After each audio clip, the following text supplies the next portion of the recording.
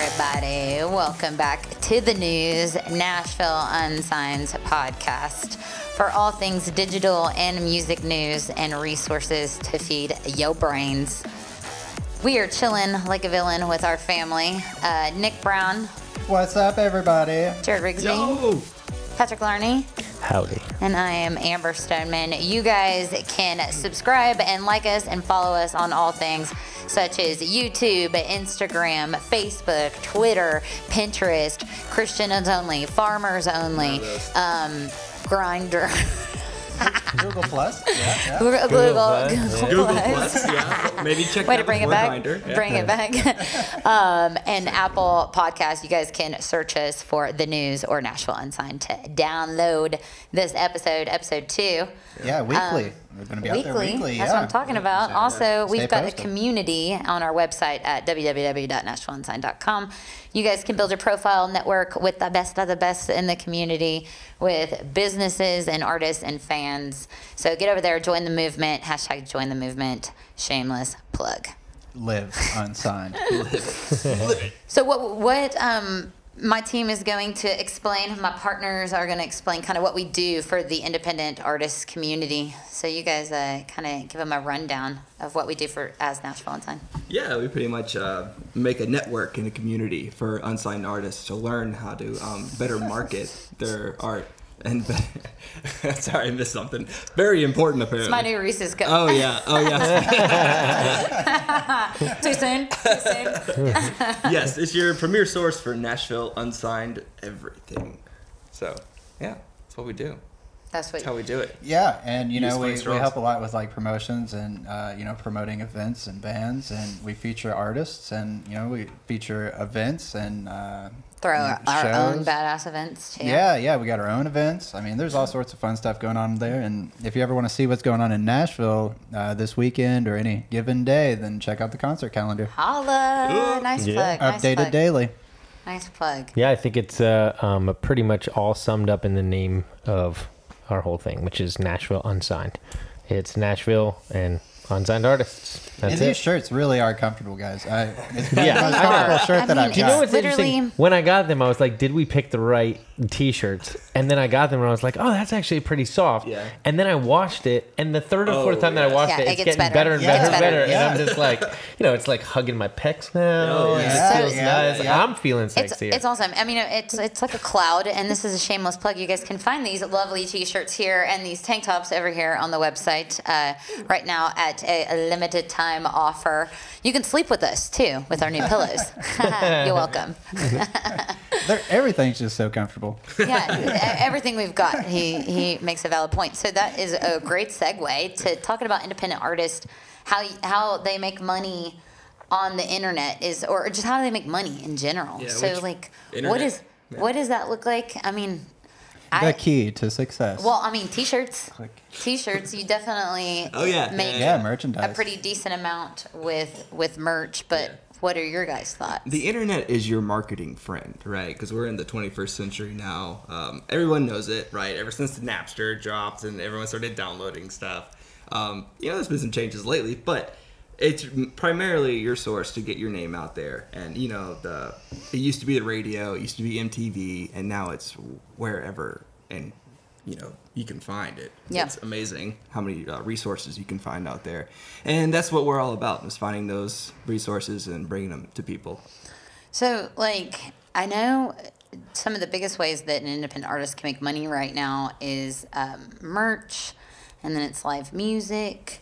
I know we're seeing things pop up with, like, Whistle, for instance, one of our alumni, shout out Whistle. I know we shouted her out last time, too, but she's had a pretty fabulous year with her entire record and how it all got synced practically. But talk about making money. Like, that's probably one of the best ways to make money right now. Oh, yeah. Is Yeah. getting your stuff synced to film and TV. Yeah. I think that there's so many artists all around the country, and then they kind of diverge on Nashville because you've got like the music communities here, and that's like where you have to go to make it, right? LA or New York or Nashville. But when the people get here, it seems to me that with a lot of artists that I've spoken to, that they all feel like there's just one, they're waiting on one song to break or whatever.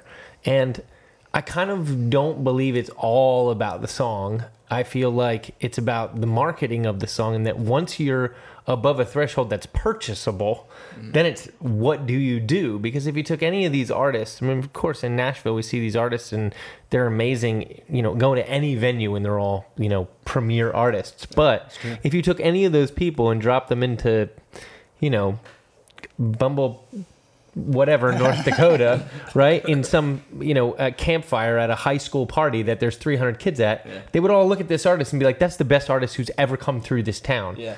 And their $10 is worth just as much as John Marks' $10. Yeah. You know what I mean? So making money is about finding those people, I think, and then collecting them, whether it's an email address or social or whatever, and then just talking to that market. Yeah. So I think to really like, because I totally agree. I think you have to find your niche. Let's talk about a niche artist that went from rags to riches. But Yellow Wolf, I mean, I don't know about you guys, but I'm a fan. Like, he went through some stages where I ended up at a show at 12th and Porter, and I'm like, oh my God, I just wasted 2 hours of my life. And then he goes and lives through some shit, writes about it, and comes out with like his best record yet. But actually, and it's not, I don't think it's about the music anymore. I don't even think it's about the music. It's not about if you can create a better song than the last person. It's do you have the team, the business minds behind you to actually put you in the right places and put you with the right people and put you in front of the right eyes. It's not about the talent. It's about the work ethic. It's about the hustle, and it's about the brand, you know? Like, I think that's a thing that a lot of artists, me especially, I'm not a musician, but like as a visual artist, you get sucked up into just the art. You're like, I have to be the best artist there is. But when it comes to making money, you have to learn how to be a business person, right? An entrepreneur. Brand because that's what savvy. you're doing. Yeah, is you're creating a brand out of yourself and you're selling that. A lot of people get caught up in that art, I think, and I think that's the biggest killer for dreams. You don't want to learn, like, I spent all my life learning guitar or drums, and I think I should be successful because of that. It's like, yeah, that's great, but if you don't put the time in to learn business, then you're going to really hurt yourself. You'll really appreciate that time you put in once it starts showing. yeah. Yeah, that's like a lot of famous artists, like during their lives, they're never famous. Yeah. But then that marketing guy comes along and everybody knows After about him. AD, Yeah, like after what was death. it? Like Van Gogh, he there's plenty of them. Just look them up. But Right. they have terrible lives, and then somebody comes along that can actually like market their their art. Yeah. I mean, look at Jeff Buckley. Is such an incredible example. I mean, it was so under-celebrated during his life, and then he passed away, and like some people knew who he was, but it was the marketing of them, the news, the conversation of him and the way that he died and whatever that started to get him like traction. Then all of a sudden he lands on the Vanilla Sky soundtrack, and then forget about it. Everything just blows up. It was the same music, and always was the same music. There's this thing that I think of all the time. This was presented to me. It's not me, but it stuck with me. For a solo artist to make $100,000 a year, all they have to do is find 1,000 people that will spend $100 on them a year. Oh yeah. And that is not that far away as something to collect. And I think that one of the big mistakes that artists make is that they're fame obsessed, or I got to get on the cover of Rolling Stone, or I got to get signed, or I got to get a publishing deal. Right. Where it's like, start with your aunt and your uncle and your friends from high school and whatever, and collect those people, because people do Kickstarter or crowdfunding things all the time, and they get 250 people to donate to it. Yeah. Well, turn that over, man. Like I just said, it was only 1,000 people. The average, I think, is like $50 is spent on a crowdfunding campaign. So like, you're halfway there. And if you do that for 3 years and control your audience and capture it, and Amber's really good with data. You guys are really good with data. Understanding who your customers are and what they've purchased and what their behaviors are. If you can do that just with 1,000 people, you can make $100,000 a year. Definitely. And you can get there in 2 or 3 years. That's not really that long. Right. Yeah, I think that's one of the most important things that you should do when you're heading out to make money online, is to set something reasonable and then really set actionable goals to it. So, like you were saying, if you could get $10 off of 100 people, then, that's a pretty good day for a lot of artists that are online. They spend so much time on it, they're not making any money at all. So that is a great way to get started in that. Sure, and I think then on the other side of that, just like any other business, like Jared was saying, like you got to treat it like a business. If you want to be the most popular pizza shop in town, your pizza better be good. Yeah. So once you've collected those people, they buy a T-shirt. Don't just throw it in a manila folder and mail it to them. Like, do something and put some TLC in there. That's what I'm saying. Show some love, baby. Show some love. Yeah. And then when you do, they feel special, and then maybe their friend's there and goes, well, hell, I'm going to order it too. Yeah. And that's how your audience grows. That's how you get from 100 people to 1,000 people. Yeah, that by word. Like people start talking about it, they'll be like, I just got this thing in the mail, and you're never going to believe what it was. And then, you've already got 10 people new interested. Yeah, word of mouth. Number one marketing technique. Yeah, and back to the brand, because this is, I think these are great ideas to have in place, but how do you build the brand? So how do you get people interested in your niche market or in your brand? But it's knowing, back to the Yellow Wolf story, that's so clever, because not only is he making the $100,000 a year, now he's got a separate brand called Slamerican that is completely separate from his music. He has created a niche market, a community, a movement, hashtag Nashville Unsigned, you're welcome, but created like a movement. He started out, he rides motorcycles. So he went after the motorcycle community. Right. So what happened? He went after motorcycle rallies and started playing there and started building his following and more and more and more, and then started repping brands and then created his own brand. So at that point, that's like a sustainable, I think that's what the independent community is missing right now, is like, it's not, we have to refocus ourselves in the independent community and say, okay, if we do want to make $100,000 a year, it's to get 1,000 people to buy $100 worth of stuff, but how are you going to sell $100 worth of stuff to those people? So it's through your merch, it's through your tickets, it's through your digital tip jar on your live streams and with PayPal. It's through crowdfunding campaigns, and then even like corporate events and syncing for film and TV. But brands are now looking to cut costs too. So which is prime time for independence, I think, is brands are like, okay, and I was paying $20,000 to sync a song, but now people like Nashville Unsigned, guys wait for this, are able to bring you like a really top-notch curated list to brands, to corporate events or whatever, where now they can come directly to the independent artist and be like, hey, I want your music for $7,000 instead of $20,000. Same skill set, cutting the brand's cost. Right, same sonic delivery, but a tenth of the cost. Yeah, so that I think is the stuff that the independent artists need to start looking at, is like, yes, let's focus on like getting you to whatever dollar amount that you seem comfortable in living with, but then how can you actually build on that to build a sustainable brand, something that can last past your music, you know? I think what a community eventually translates into is like a scene, right? You look at like old like punk rock labels that like was, started sprouting up, and I did a research paper on this back in college, and it was the coolest one I ever did. But I was watching these documentaries, and these people have like, you have this Chicago scene, you have this New York scene, you have this LA scene. They were all about their scene, and they all hung out with each other, right? And that's where they launched from, right? So it's all about getting your scene, your community, being active with your community, and then growing from there. That's your baseline.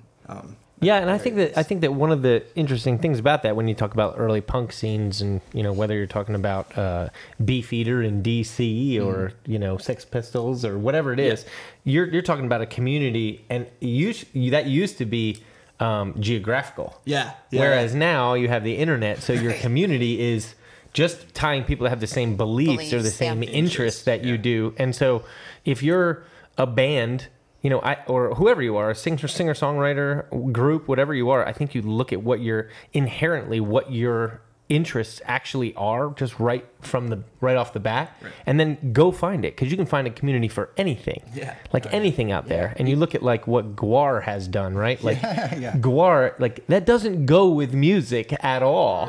You know what I mean? To have a big beast on stage that eats people, it's so weird. It feels like a Renaissance fair. But those dudes were into that. That's metal, bro. That's what I'm saying. And it was put together, and that brand is huge. And now that they've got that, but like whatever it is, whether it's Adara with her cosmic brand that she has, or you know, whatever, any artist that has a really great brand, you look at like what do they believe in. You know what I mean? I think at Nashville Unsigned, one of the great things about our brand is that we love the underdog. And that's something that we truly, truly believe in, and that's something that we deliver on all the time. And when people see something that's Nashville Unsigned, they know kind of right away this is like on the street. It's you know, not shaking hands with the man, and it's an underdog thing. And I love that we support that. Yeah, and the most beautiful part about that is you don't have to change to like appease someone. That's another stress I think I see a lot of beginning entrepreneurs or entertainers or musicians. They're trying to be something. They're trying to formulate their image. And really, if you just start from what you naturally are, you don't have to try to be anything. You just have to find the people who are just like you. Which on the internet, that's really easy. Made it a lot easier. And there's a lot of keywords. That's how Nashville Unsigned was brought to life. Is it was like, you know, what do we like? You know, and we go for the underdog, but even down to like the way we speak online. You know, like it's always rough. It's always raw. We don't play by the rules. So even down to like our personality with how we speak online and your weird images that you always post. But like it's the same voice that we use inside of Nashville Unsigned. And I think once you, like what you guys said, once you get into that niche, what's your community? What do they like? If you can find out where your community hangs out, what do they do in their spare time? What do they like to do as hobbies? And then you're present in those places, you will grow a fan base no matter what. I mean, you'll have a very loyal following, you know? Yeah. And that goes a lot for supporting your friends who are also artists. I think there's a lot to be said about that, because that's a part of growing that scene. It's a part of growing that community. And you kind of riding the karma train a little bit, you know. There's a lot of people doing, you know, similar things, and it works with all kinds of entrepreneur efforts, or writers, or artists, that they just get together and they support each other, and then you can launch off that, you know. Tying together. I mean, you look at, you know, every rapper that's ever come up since the, you know, early 1980s, they were crews. That's how they came up, right? You know, and I think a sense of an artistic community around you is really important.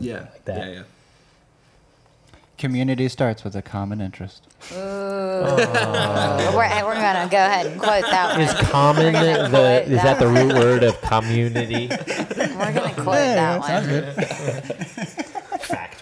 So yeah, I mean that's we kept talking about how you know, artists are a brand and they're a business. So a cool resource we're going to drop on you guys right now.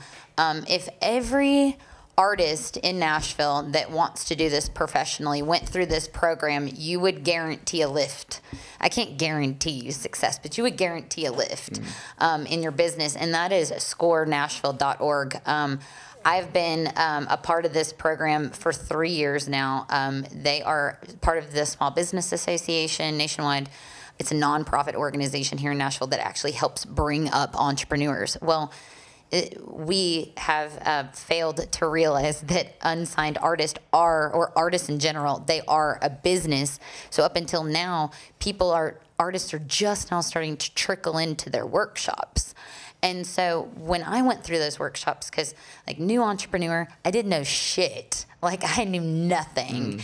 And so I was like, I got to go sit through all of these workshops. Right. And it's like how to build your business and how to launch and what entity to go with and how do you manage your finances and how do you grow and you know, like mentorship and all of that.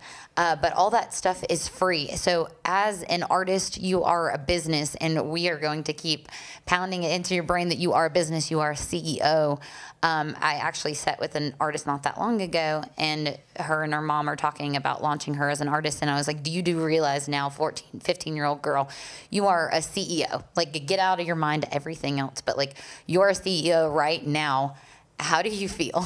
Yeah. What do you plan on doing, and how do you plan on protecting this in a way that you probably wouldn't have protected this as an artist? Yeah, yeah. You know? And it's a bit of a leap, really, because, you think I'm a creative, right? I'm not that guy that wants to sit down and crunch out numbers. I'm exactly that guy. But it makes all the difference in the world. It's like it makes something of your art by pushing yourself to do something you're maybe a little uncomfortable or not sure you can do, on the business side, like meetings with people or, crunching numbers, like coming up with marketing strategies. Get comfortable being uncomfortable. Yes.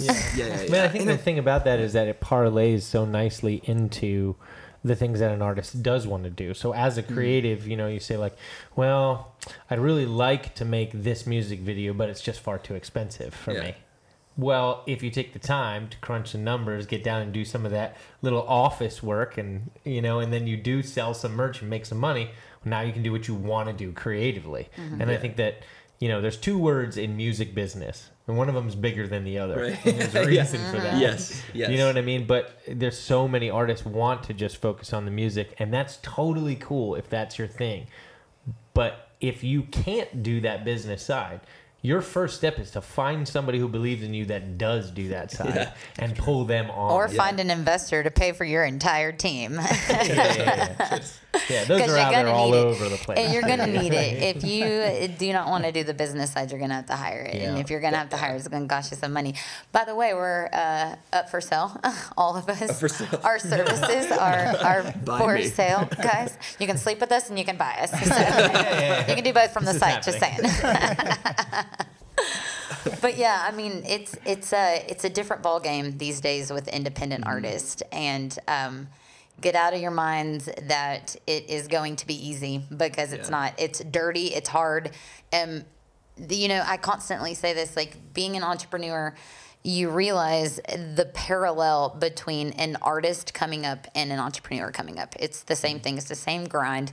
You're grinding two jobs to be able, like, you've got your livelihood and you've got your passion. So you're doing two things to be able to survive, and you're grinding really hard until you hit a point where you don't have to go that hard anymore, where you're bringing on other people and you don't have to go as hard. Same thing with an artist, whether you hit it big, you get in, like Cersina, for instance. She's not signed with a major label, but she's got great management, she's got great publishing, and she's making money. So until you get to that point, you're going to have to grind, Yeah. And I think we can all attest to Yeah. the grind. And that's the difference makers between talent, is it's not, there's a plethora of talent all over this city, but it's the ones that work the hardest are the ones that make it the furthest. Yeah, and it's a new model now. It's about pulling an online community rather than just the community that you live in. If your stuff is not available and you're not marketing to things outside of your own town, you're missing a whole lot of low hanging fruit that you could just go and take, because but it and I would have to ask you, Nick. I know that there's a lot of acts that come up, and probably Jared, you probably know something about this as well. You're coming up as an artist, and you know that you sound kind of a little bit like an artist. Now, whether that person was an inspiration for you or just something that everybody keeps telling you, you sound like, I don't know. I don't know what it is. Paul McDonald, for instance, fantastic artist, and I absolutely love him. But it doesn't get by me that there's obviously some Rod Stewart in his voice. Do you know what I mean? In his So, appearance. Well, if anybody, Totally looks like Rod Stewart. Yeah, I was gonna say. I mean, 100% looks like, even his hair. And I think actually I read that it was one of his influences. I know when he did the TV show, he did a Rod Stewart song. So there's definitely some that. But the point is that from an SEO point, that's a demographic that already has bought into something. They already agree that they like this sound. If you're only, looking at your hometown instead of going out after those people, like how, and I guess my question is how would you get to that audience? Like, how would I, if I'm Paul McDonald, how do I get to Rod Stewart's audience? Oh yeah. Yeah, well, step one is you always want to examine, your competition, even if they're not really your competition, like Rod Stewart. He's be hard to compete with that guy. Yeah. But Few people know him. yeah, if you can check out what they're the doing biblical online, what they have, their visual style, and the phrasing that they're using, that's a good way of starting it out. Just to see, put yourself into the shoes of the Rod Stewart fan. If you're checking that out, and really look at it and be like, what is it about this that connects with people? And then if you can kind of take that kernel and then expand it from there into your own your own group, then that's what I would recommend. And that goes Sorry, I'm getting into comfortable. you do your thing, girl. And that goes into inspiration versus plagiarism, right? So there's a really Ooh, I there's a was gonna really say hard something about that. yeah, Good there's call. a fine line, right? So I'm gonna break down some definitions Yeah, for you 'cause guys, he's- right? So Give him your background a So little I bit. get this from writing, right? Because this is funny that So I'm a you would writer, go there. and I was reading this book on creativity, and Nice. this is wonderful advice. But so plagiarism is taking something entirely and making it yours, right? So say I write a story about elves and dwarves and taking a ring to a volcano named Mordor. I have just plagiarized Lord of the Rings, right? But if I have a book that's like, it maybe has elves and dwarves in it, but they're just like, I don't know, Hustling dollars on the street. going and playing. to the mountains. Running a car wash. Yeah, Yeah, running a car wash. They're Then- taking a necklace to a Right. volcano and throwing it in. No, But they Then use I've different color borrowed- ears this time. So It's then, different yeah. ears. So then I've borrowed from probably, what was it, Car Wash? There's a movie in the 2000s about that, and Lord of the Rings, and those are influences now, right? So now my work is a combination of many things that I'm influenced by. Like, a lot of people really get into this whole concept of creativity as something just like purely you, and it is in a lot of ways, but these kernels of influence are always going to be in what you do. You're influenced by what turns you on, what Yeah. makes you like come alive, and that's a good thing. That is creativity. But I think that's the main difference between like being just like somebody and having an influenced by somebody. Right. Yeah, and I think it's our the totality of how much you've borrowed from that. Yeah, I think our demographic too. We can smell bullshit a mile away. Yeah. You know, like, Oh, the and whole that's the thing. generation's that way, I feel And like. that's what I'm saying. Like, we can smell bullshit a mile away. Transparency is key. Authenticity is contagious, and it's infectious. And we're addicted to that right now. We're addicted to simplicity because things are so crazy, and we're inundated with so much right now. So, like, I think there's, going back to the influences versus actually like taking on somebody's style, is if you try to mimic somebody completely, and we have seen some submissions out there that try and mimic Yeah. people that are already doing this, Yeah. like Bad Bobby. We've seen a few you knockoff Bad Bobbies out there, and you know what? There's only one of those. That's right. And There's I only one. I can't tell you how many Maren Morrises now live in Nashville. Yeah. Well, that.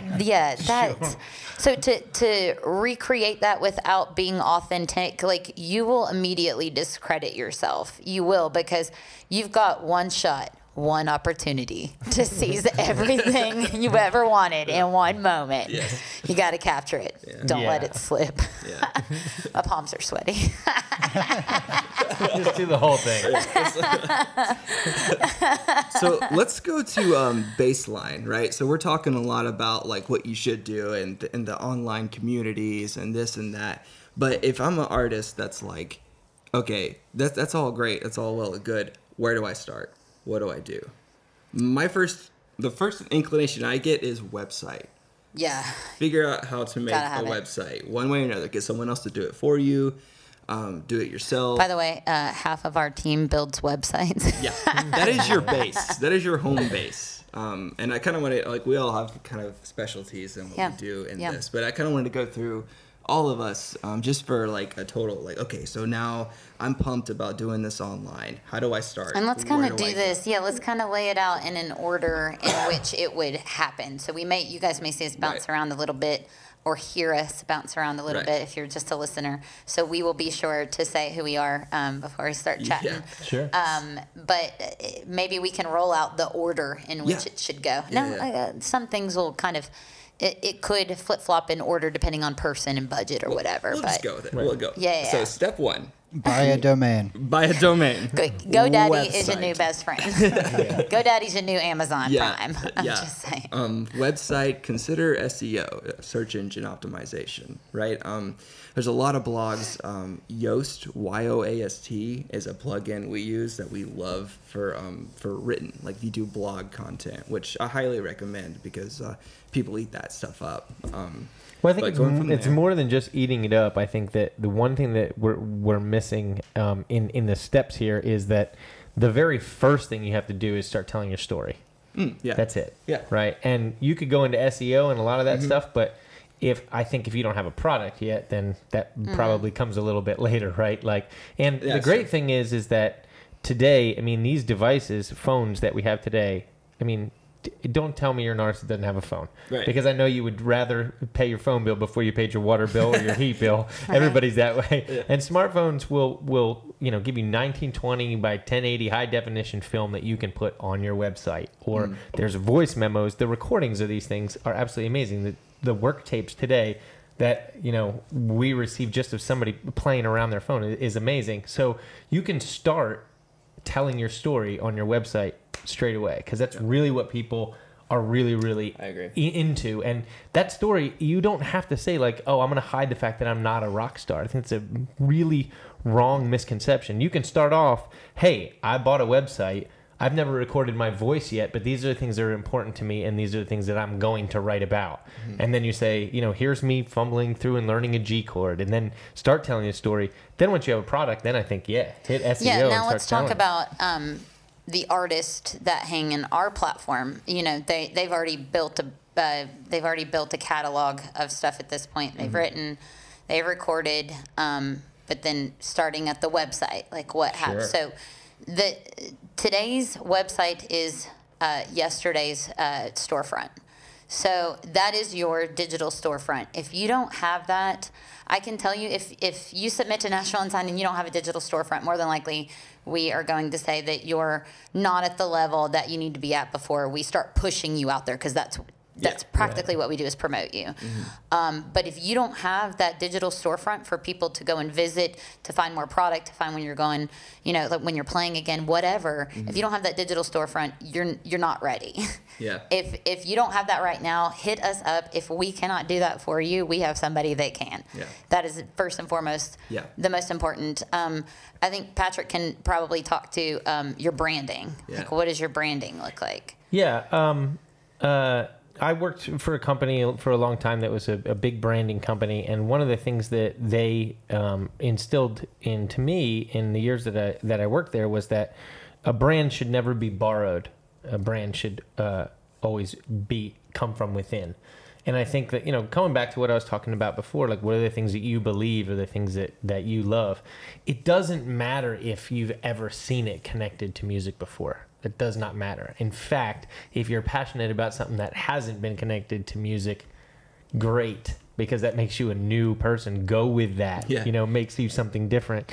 But a brand is about staying consistent and staying niche and not trying to borrow from absolutely everything. And there was one artist that came to me, great brand, and I won't use the name, but they had taken a picture with a bunch of celebrities, and they used to get a bunch of celebrities that came through their second job or whatever, and they would always take pictures with those other musicians and post them online, and then they realized that like they were hurting their brand because they had their arm around Lady Gaga, which was totally off of their brand. Yeah. But then if Chris Stapleton came in, they put their arm around, I was like, okay, post that one. So that makes sense. But you have to willingly omit things that aren't on brand. Yeah. And sometimes that's tough because you're like, this would get me great exposure. But maybe for a little spike, but then the overall vision of your brand gets deteriorated because you're fucking with something that you shouldn't be. You know what I mean? It's like creating your persona that you're selling. Right. And so there are some opportunities that you have to shut down just to refine yourself. Yeah. And I know that you guys are probably, some people that don't have a brand together, you're probably like, okay, where do I start in making a brand? You have to reflect on yourself, maybe tell your story to somebody, to a friend or whatever, and have that friend look for the parts that are inspirational, that are motivational, that are unique, that are newsworthy. For instance, like, I mean, I'll give in my example. I am not from technology. I'm a native of Nashville, and come to find out, a native of Nashville, the rarity of that in itself, that I would actually acquire NashvilleUnsigned.com is just absurd. That should have not happened. Whoever let that happen, who had the domain before, shame on you, because we built a brand. But I didn't come from technology. I was a manager at Victoria's Secret for a decade, one of the biggest marketing corporations in the world. And so I watched, this corporation function on a crazy marketing level that I would have never had exposure to before. But the transition from retail into the music industry, it shouldn't have happened. I don't know how it happened, but I went and interned up underneath an event company, started doing talent buying, found a love for it. And then jumped right in, like made the transition with these cats into, being in the music industry before and having expertise in their different fields. But I think the cool part of the story is I didn't come from, I'm a native. I didn't come from technology. I am not in music. That was my first jump into music, and so finding the little nuggets, the very valuable nuggets of your brand, and then going after selling or pushing that. Yeah, yeah. And that kind of goes back to the whole entrepreneur. Your musician is an entrepreneur, right? So Amber was like knee deep into entrepreneur school, when she made this transition, because it was just the most obvious thing, right? Because we're in Music City. We're like, thank you, Score Nashville, for educating me. I knew nothing. Yeah, exactly. On top of that being a promotional juggernaut, that kind of leads me into the second, I think, phase here is promoting yourself, right? Yeah. Social media marketing, which Amber is like the queen of over here. That's my thing. So I'm gonna let her That's my speak thing. to that. So if you guys need any social media marketing, I already pimped them out. I'm going to pimp myself out right now. If you guys need any social media marketing, I'm your girl. It's super important. We're in a social revolution is what they're calling it right now. It's, we had the internet boom and we went through so many phases of that. Now we're in this crazy social revolution. When one dies out, one pops up. I mean, Vine dies, Starlight, what is it called? Starlight? Yeah, something like that. Spotlight comes up. So these different social platforms are popping up everywhere. It's understanding what each platform focuses on. For instance, Facebook favors videos, Instagram favors pictures, but it's being consistent. It's not about creating a bunch of content that's going to cost you $1 million. That's not it. I mean, how many times do we get on Snapchat, start going like this with our phone, creating a strobe light with our hand and putting in emojis and pinning them, and now you've created kind of a silly, funny video. Dancing. Dancing emojis on your phone with your music in the background. Yeah. So how it's getting I could go on for forever to talk about social media marketing and how each platform works and how you need to roll things out and consistency and all of that. But get creative with your resources. If anything shoots video, save the video. For instance, we just did Instagram Live from our featured artist living room, and they logged into our Instagram Live, propped it up, and they played 3 songs. So we actually had a digital concert, saving the video and moving it to other platforms. Now you've got video content, which is gold, and every platform is going to favor that. Now you've got a performance that you didn't have to work for. B, it's free video content. So it's getting very creative with how to promote yourself on socials. And I know that you're kind of a social fan as well. Like, what are some things you would suggest in pushing themselves on social media? Because I know you like the advertisement spots of it. The aspect I really like is more from the digital marketing aspect. So I really like how you can refine your marketing criteria. If you know there's a specific demographic that would be interested in your music, then you can much more effectively spend your advertising dollars to reach the correct people. And from that, a lot of the social media it's just about getting people over to your website. The website's a big legitimizer. If a brand of any type doesn't have a website, then that's a big Yeah, immediately. Get So on your website. So you got to have a website. You have to have one at this point. Yeah. But from there, it's like what Patrick was saying about the about page. Historically, almost 100% of the websites that I monitor and work with, the about page is the second most visited page, right after the index page. So Which they is go to the the homepage. Yeah, the homepage, and then they go to the about page. And so you really want to have a good story for yourself, and that's how people will remember you. If it's not memorable, then you're not doing yourself any service. So Yeah, which is to say, just be transparent and pull back the curtain, because your story is a good story. Yeah. Just tell it. Don't lie. Yeah. You know what I mean? That's the Again, you can smell bullshit. exactly. And This that's is- called your social style. Like in social media, every account has a social style. Typically, it mimics your direct personality. Wendy's. I know. It mimics your direct personality, but like for Nashville Unsigned, it became a voice in which I constantly talk in. So we utilize the word dude, and we drop the G on everything ing. So it's developing. We speak in trendy terminology like bro and hypo D and stay woke and Cowabunga. yeah, gnarly. and check it out.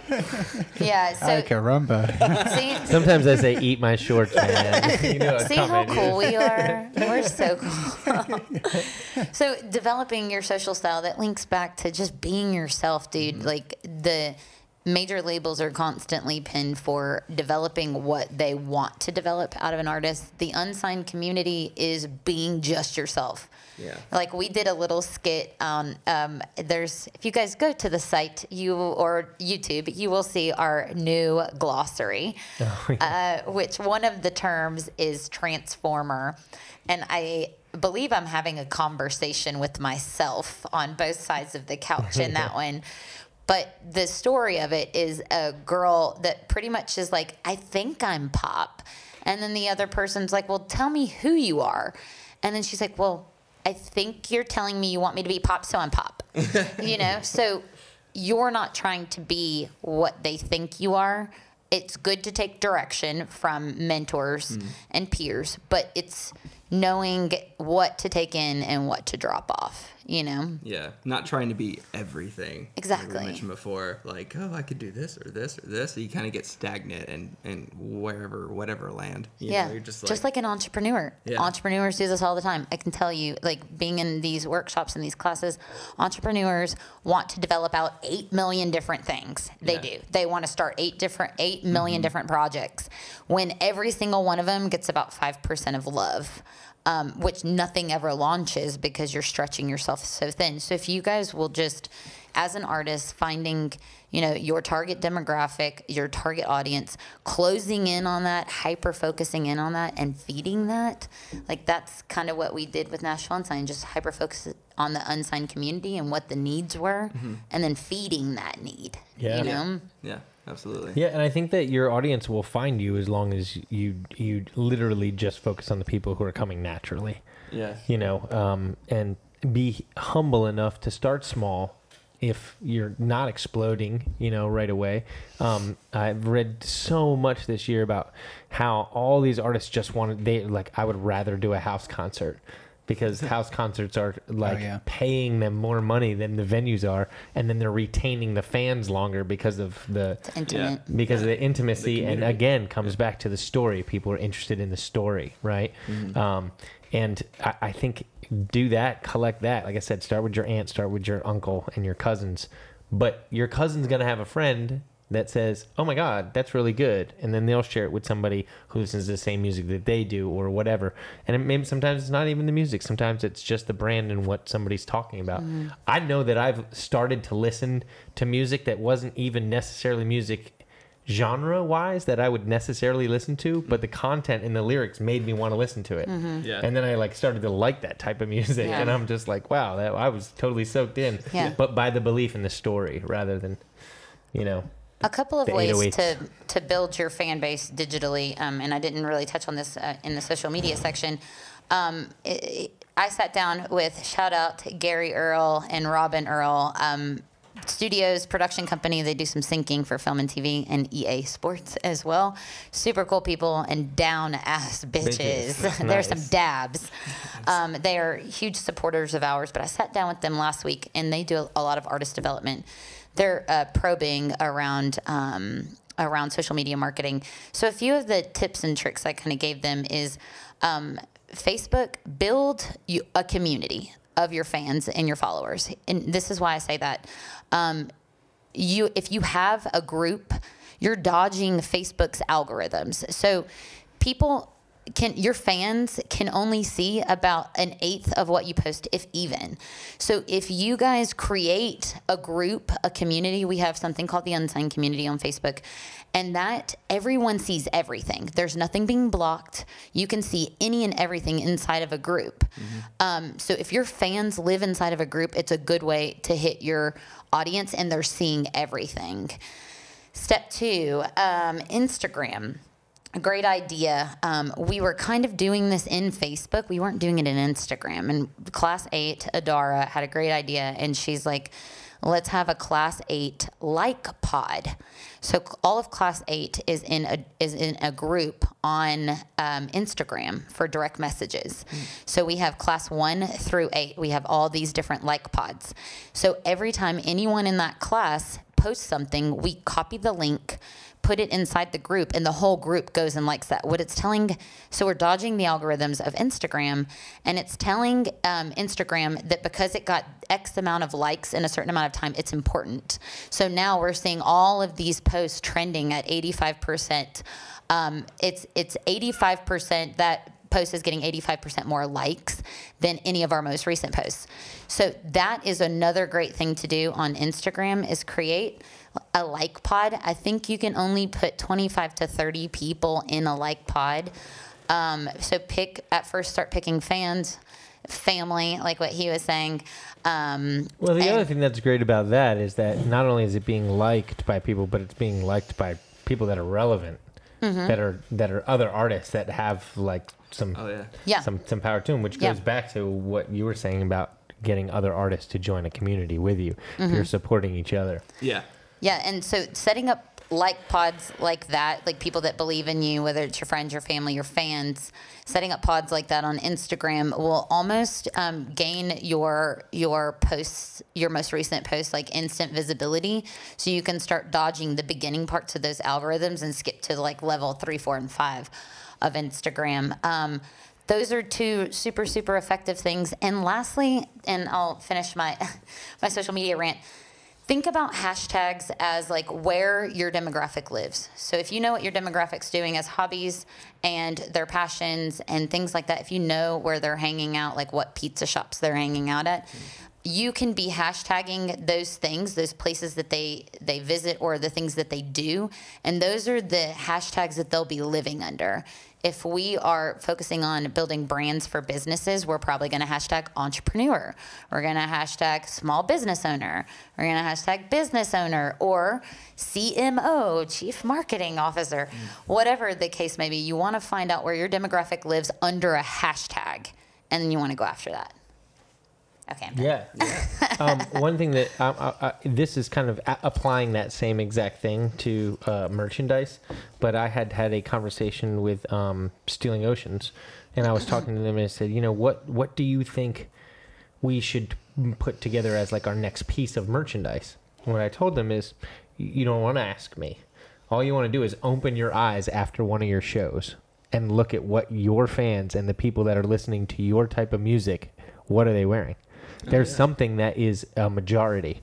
And it's not like, if the majority of people that are walking into your show all have flat brim hats on, well, I don't own one flat brim hat. I own many flat brim hats, but that's something that would sell well with that audience, Sinclair, I always talk about this, like Sinclair, she's got so much color, but for some reason it just seems like if the people who go to see her, I go to one of her shows and I look down, everybody's shoes are awesome. right? Just sneakers, like the collection of sneakers. There's like something in her brand. Well, that's all she rocks. I know she rocks colorful sneakers. That is her brand. Right, that's what I'm saying. And there's like a belief there that like pulled people in, you know what I mean? And you go to one of her shows, if you haven't looked down, you're missing the show. It's like everybody's shoes are so awesome. And I'm like, man, you should be selling Sinclair Airs or something. I don't know. What happens? Whatever. But I mean, that's where your merchandise can come from, though, is like look at the color schemes of the people that are out there. Mm-hmm. What are they wearing as far as like, is it raw edge tank tops? Is it, flat brim hats or whatever? That's a really great place to find like, what it is that, because sometimes from the artist, you're like, these are the things that I like. But the people who are buying your music, those are the people you have to. Well, they're usually mimicking what you look like, typically. A lot of the time. Typically, they're mimicking what you look like. But so independent artists doesn't have the budget to buy a whole shoe collection. So what do they focus on now? Like, they focus on, like, sponsorships. So, Sure. like, I think that's probably a really good step. So that's a good point in going after, like, whatever you're wearing. But say, like, I don't know, Adidas is coming up hot right now, and they just launched a new Neons collection. Well, it would make total brand sense for Sinclair to get sponsored or endorsed by Adidas Neons collection, Right. And the way to go after that is tag them in all your tennis shoe, everything. Yeah. All your tennis shoe posts, tag them in everything. Until they see that your demographic is their demographic, and they have opportunity there. Well, anybody that's doing this professionally, if you go follow, for instance, I know some people that play for some big artists, and they're tagging the kind of hair product they have in their hair. They're tagging the types of guitar strings they have on their guitar. They're tagging the type of amp that they're using. So going after brands like that, tagging them, just simply, you don't have to just hashtag, tag them in your Instagram photo, get their attention, draw that traffic, and go through the comments. I mean, we're guilty of this. I go through some Taylor Swift posts. I know she's getting a lot of love. I'll go through and like as many comments as it'll allow me to like until it tells me I can't like anymore. Yeah. Dude, an obnoxious amount of interacting, and you're on the right path. Got to interact, man. Because that really is the baseline of how you connect with these people that want to like love you. They want to love your music, right? So it's like you have to keep almost a relationship with people, even though you don't know what they look like, necessarily, or who they are. You have to keep showing your face and keep sharing what you're passionate about for them to get on board and get behind you. Sure, I think you really have to be, you have to stay relevant in one way or the other. You have to stay part of the conversation. And the guy with the biggest mouth in your high school was popular. Like him or not, he was popular. Yeah. And people knew who he was. Yeah, and those types of personalities are popular just because their face is there all the time. I mean, heck, you could be president one day. Yeah. Anyway, we'll just pass right on by that. But one of the things that I thought was really amazing, if you look at what John Mayer has done with his career, he doesn't have a hit in a long time. But he's so relevant because he's kept the conversation there. He's gotten himself on Saturday Night Live as a Taylor character. Swift. He did, yeah. But the Dead and Company was like a whole conversation piece. I mean, he knew that he, as a guitarist, could hack it with those guys. Yeah. So why not do it? And he becomes part of the conversation. His records are selling without radio. They don't need radio. He's just relevant, and he's there. He's always at the party. Yeah. And I think that the squeaky wheel gets the grease, or however you want to say it. Yeah, relevancy. Speaking of next step, what about music videos? Well, how are some ways that you can actually shoot an affordable music video that is like captivating, that really promotes your brand?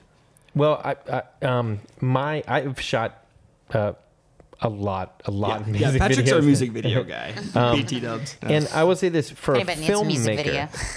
filmmaker, a music video is so easy because you're taking half of the job away, which is capturing audio. Somebody has already gone and spent thousands of dollars on the audio, and it's done already. Yeah. So now, at this point, and this is something that I thought was really interesting, and I can't remember who the artist was that did it, but somebody recently was like, why should I only put one music video out for my song? Her. Is that what it was? The band Her. Yep. No, I didn't mean two in one thing. I mean, same song, multiple music videos. which I thought was really an interesting idea. But how like, is why that let in an indie artist budget? I think that's kind well, of this is what I'm saying is that they were, instead of shooting one big expensive video, what they did is they just kept shooting content, music videos, just really cheaply, but always putting it out all the time and continuing the story underneath the same song, which is very interesting. But I think music video, today's market, right? This is a fast food society. Yeah. Like everybody's got ADHD or something like that, and the reason is because you think about how fast information is moving these days. Of course, just to keep up, you get set in that mindset, in that frame. You've got to continue to feed your audience all the time. Now, music video is something where somebody can figure out everything that they kind of need to know from you in one fell swoop. Yeah. What does the music sound like? What do you look like? What are you dressed like? What are your mannerisms like?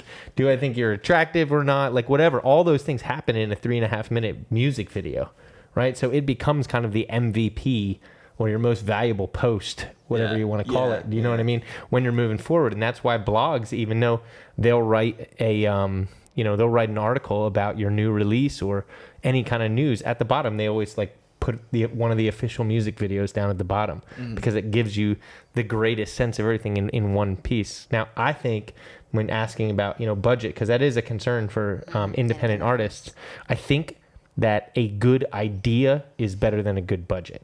Oh yeah, and I'm with you there. OK Go proved that with their going viral and becoming a world renowned success from the treadmill video, whatever it was. But that video cost them $250 to film and edit. Yeah. It was a one take. Right. But it was a really good idea, and it took some preparation and some practice, but the budget was one camera, one light, and some guy to like put it up, and sync it. But I think that's a good point. Like just a good... You could get Pinteresty on your music 100%, video. 100%. If you dive into... Okay, this is a really good example. Patrick just shot True Villains music video, indie budget, and shot the True Villains video, and it is a super, super cool video, but it came in with like a really cool concept. Which was a cheap concept. It was a cheap concept, but it was Pinteresty. It was effective. Some mad MacGyver skills came out. Shout out True Villains for taking back the alcohol and making it fun and entertaining. Rock band doing rock band shit. Yeah. But I think that was a great example of just coming up with something super creative. And if you've exhausted yourself on creativity with your music, then lean on somebody like Patrick or us that conjure up creative ideas when we hear what you're working with, and then Patrick executes stuff like that, around the city all the time. On an indie budget, so depending on whatever that's coming in at. Yeah, now don't even ask if you've only got $200. I think that this is there's one thing that we say all the time, and that is if it's not shareable, it's terrible. Yeah. And the reason is because otherwise you're just throwing money out the window. Yeah. That's all you're doing. Because somebody can watch a video and go, "Oh, that was nice," and then they go to the next thing in the feed. You've wasted your money. Save your terrible stuff for your Snapchat videos because those are free. Right. But making it shareable, that's the good idea. And I think that a good idea is better than a good budget any day. And I think, Pinterest is such a great idea. It's so great, man. Because it's all untapped music videos. It really is. It really is. And I think that there's this fine line, though. Like, hire a good quality videographer, seriously, because... that's something that we look at too that goes on the site. Like, is the artist making good music? Is their brand together? What does their video quality look like? Does it look like shit or not? Yeah. Like, if your video quality does look like shit, like, you've got to get it to a good enough quality with a good enough storyline as well. It doesn't have to cost you $1 million. Yeah, and leading up to it, even like live streaming, just recording yourself. Like, how many videos have you seen online of just somebody that's like, in their room with a guitar? Like, I see those get passed around all the time. That just happened. If it just clicks and you're just like, good, that can happen for you, and that's just a guy setting up a camera in his room, or a girl setting up their camera in their room and just going at it. No, not that kind of going at it. Not that kind of. But, Why does This ain't porn no come up Pornhub. in This live ain't no stream. Pornhub. It's the porn cast? but like How do we live stream, always every get to time. porn? I don't know. How do we always get there? Sex, drugs, and rock and roll, I guess. yeah, I guess so. But live stream, it's And gonna it's be always big. you. It's gonna be. How is Is it? always me? You're always the Am one I always the to dirty get birdie? on. No, actually, it's always Nick. Let's just be honest. Yeah. He's real sneaky. He's about the website wizard. Let's just be honest, okay? But really, back to what we were talking about. Next year, right. live streaming is going to be big. It's going to be bigger than it was this past year. There's going to be a lot more of like digital hangouts. So film yourself, right? However way you can do that. Video is great content to have posting on your socials. Up until you build to where you want that music video, because really I think what the music video comes down to is a brand, A need thing. for it. It's a polished video that shows that you're serious and that you're a professional, and that shows your brand. And that somebody's hungry for your content. Yeah. You know, Yeah. the live stream actually. Speaking of which, we just did a live from the living room, which starts from here go forward. I don't know what TBA on the title. Actual title, right? We are not sure on what that looks like, but We're every going to Thursday, call it Title 2 since it's since that's since it's up available now. You're welcome. But we're doing live from the living room or whatever for our featured artists every Thursday. Again, we just talked about this earlier, but a great way for you guys to jump. I know a lot of media companies are doing that now. Reach out to them, have your EPKs together, electronic press kit for the ones that don't know. Yeah. But have that together so when you're pitching to people like us, we can have a quick glimpse as to what you're working with. But jump on as many of those as you can and shoot them out yourselves. Like shout out to Jen Bostic for always jumping on live streams and having a little, in-house concert series. So Great. stay on the video content. Well, guys, I think we've probably exhausted our listeners' eyes and ears at this moment. Yeah. Actually, we've probably That's really part turned them one. on with our eyes. You're welcome. There's a lot of hotness sitting at this table right now. You're welcome. Again, now you can sleep with us with the new pillows, $40 on the site. You're welcome. Also, the hats and the T-shirts. Just give us your money. We just started a Patreon account, too. So we'll get back to you guys on where to find that. But sync up with us on Facebook, Instagram, Twitter, YouTube. We do, in fact, have a Pinterest. All of the regulars, Apple Podcast, but you can download the podcast directly from the site now as well. So stay up to date, guys. All things digital and music news. Thank you, my team. Good luck going into 2018 and start Yes. collecting your 1,000 people. Get the emails. Get the emails. That's true. All right, guys. We out of this beast. Thank you guys so much for hanging out and joining us and talking all things music and digital news. And next week we will be hitting you guys with kind of our 2017 recap and 2018, what to look forward to. We'll give you guys a game plan of how to build your brand. Oh yeah. Sounds great. We out, boys and girls. Thank you, Onino, for the music. Subscribe, bitches.